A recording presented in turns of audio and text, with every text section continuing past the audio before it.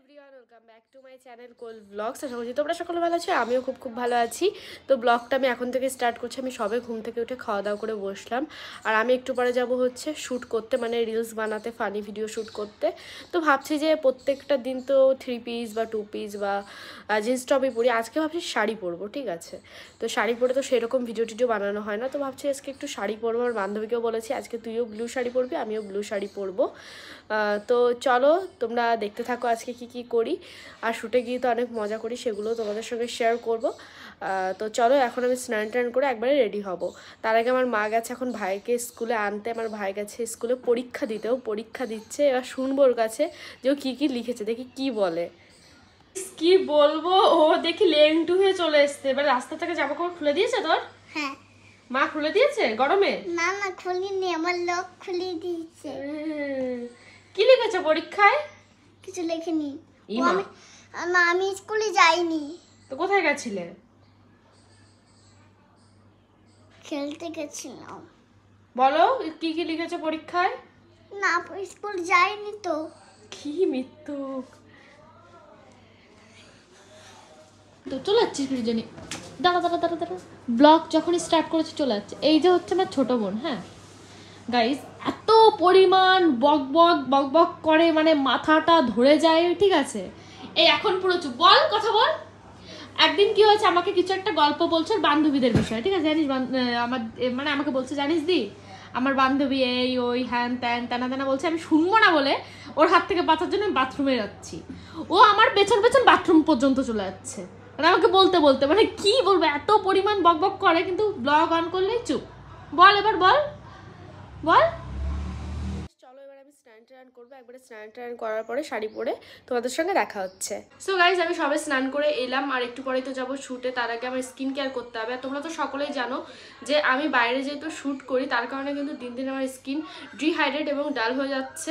আর তার কারণে কিন্তু আমার স্কিনটা রিকভারি করার জন্য আমি ইউজ করবো হচ্ছে মামা আর্থের chia Hydra calm face pack. এর মধ্যে কিন্তু মেন দুটো ইনগ্রিডিয়েন্টস আছে, একটি হলো চিয়ার সিডস এবং সিনামাইড। চিয়ার সিডস কিন্তু হাইড্রেট করে স্কিনকে, এর সাথে সাথে কিন্তু সিনামাইড রিপেয়ার স্কিন ব্যারিয়ার করে। এটা হচ্ছে পিএইচ ব্যালেন্স এবং প্রাকৃতিক উপাদান দিয়ে কিন্তু তৈরি। চলো এটা এখন আমি তোমাদেরকে খুলে দেখাচ্ছি।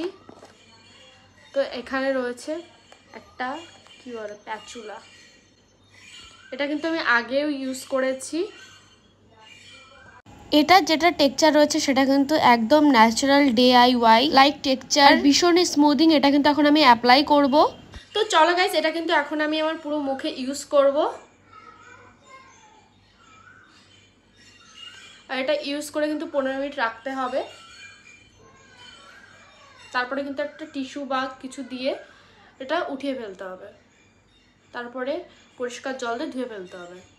এটা কিন্তু আমি পুরো মুখে লাগিয়ে নিয়েছি, আর এখন কিন্তু আমার 15 মিনিট অপেক্ষা করতে হবে এটা শুকানো পর্যন্ত, তারপরে কিন্তু পরিষ্কার জলে ধুয়ে ফেলতে হবে। তো চলো, দেখতেই পারছো আমি কিন্তু ঠিক 15 মিনিট পরে এটা এখন রিমুভ করছি ভেজা কাপড় দিয়ে। তোমাদেরও কিন্তু ভেজা কোনো কাপড় দিয়ে এটা রিমুভ করতে হবে, তারপরে কিন্তু পরিষ্কার জল দিয়ে ধুয়ে ফেলতে হবে। তো এটা জল দিয়ে পরিষ্কার করার পরে কিন্তু তোমরা একটা ক্লিয়ার ভিজিবল ফেস আশা করি দেখতে পারছো। আমার ফেসটা কিন্তু আগের থেকে অনেকটা ময়শ্চারাইজ লাগছে এবং হাইড্রেটেড, এবং হয়তো তোমরা আলাদা একটা গ্লো দেখতে পারছো। এই মাস্কটা এরকমই যে লাগানোর পরে খুব সুন্দর একটা ফিলিংস লাগবে, আর আশা করি তোমরা বুঝতে পারছো আমার স্কিনটা কতটা ক্লিন লাগছে। সো গাইস, তোমরা তো আফটার অ্যান্ড বিফোর লুকটা দেখতেই পেলে। তো বাইরে যেমন রোদ, ধুলো, বালি, পলিউশন সবকিছু থেকে কিন্তু রক্ষা পেতে স্কিনটাকে তোমরা এটা ইউজ করতে পারো, এই ফেস প্যাকটা মামার chia Hydra calm face pack. আর তোমরা কিন্তু 20% এক্সট্রা বোনাসও পেতে পারো। তোমরা যদি আমার কুপন কোড ইউজ করো কোয়েল2025, তাহলে 20% অফার পেয়ে যাবে। আর তোমরা 20% অফ পেয়ে যাবে মামা আর্থ অ্যাপ এবং মামা আর্থ ওয়েবসাইটে। যখনই তোমরা এই প্রোডাক্টগুলো ইউজ করবে তখনই কিন্তু তোমরা এর ফিডব্যাক দেবে। মামা আর্থের প্রোডাক্ট কিন্তু অ্যাভেলেবেল রয়েছে অ্যামাজন, ফ্লিপকার্ট, নাইকা, পার্পেলে। তো তোমরা কেন দেরি করছো, আমার ডেসক্রিপশন বক্স চেক করো, সেখানে লিঙ্ক দিয়ে দিয়েছি, তো যাও গিয়ে ট্রাই করো। সো গাইস, এখন আমরা বেরোচ্ছি। তো চলো, এদিকে আমি একটা জামা নিয়েছি, কেমন লাগছে কমেন্টে জানো। চলো, ভালো লাগছে রাজ? চলো। করছিস ওই যে দুষ্টুমি করছিস কেন? ভেঙে গেল সব, কি অসভ্য। এই বাড়ির সব কিছু গাইস দিয়ে ফেলছে দিন।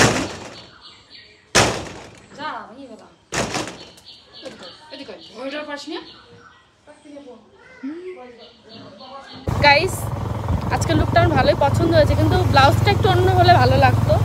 লাল ব্লাউজই পরলাম। আর এইভাবে যাবো রাজ তোমার সঙ্গে রেজিস্ট্রি করার দিন। হ্যাঁ, বাইকে করে যাবো আমরা, ঠিক আছে?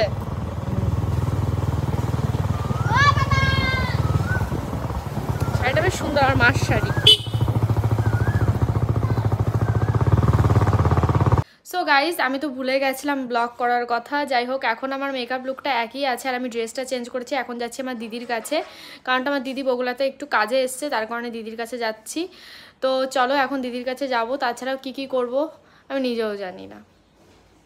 প্রত্যেকটা দিন আমি এভাবে ব্লগ শ্যুট করে করে রেখে দিই, মানে কি বলবো, অর্ধেক করে করে রেখে দিই। আমার ব্লগগুলো কন্টিনিউ করাই হয় না, জানি না মানে কি বলবো, মনে হয় খারাপ সময়। শগুনের চোখ লেগেছে গাইজ আমার ওপরে, তাই হবে, শকুনের চোখ লেগেছে। তো চলো, রাত চলে এসছে, গাড়ির আওয়াজ পেয়েছি, যাওয়া যাক। আর অনেকেই আমাকে কমেন্টে লিখেছে, মানে ইনস্টাতে, যে এই ড্রেসটা আমি কোথা থেকে নিয়েছি। এই ড্রেসটা নিয়েছি হচ্ছে আমাদের বগুলা বাজার থেকে, এখন অ্যাভেলেবেল সব জায়গাতেই। আর এটার প্রাইস পড়েছিল হচ্ছে 650।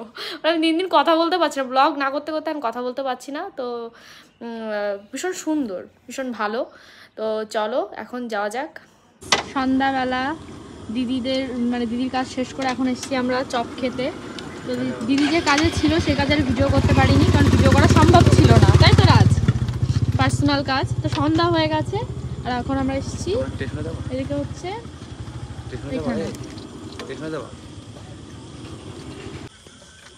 আমরা চপ খাবো গাইস।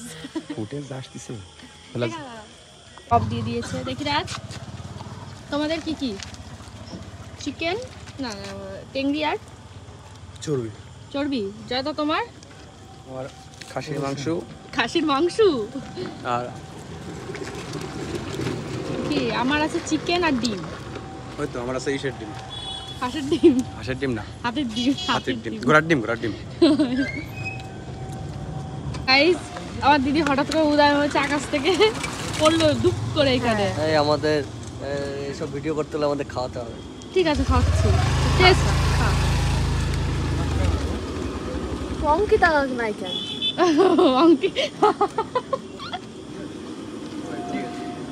তো গাইস, চপ খাওয়ার ডান আমাদের। চলো রাজ, আমার দিদিরা আসলে গল্প করতে করতে ভিডিওই করা হচ্ছে না। চলো let's go.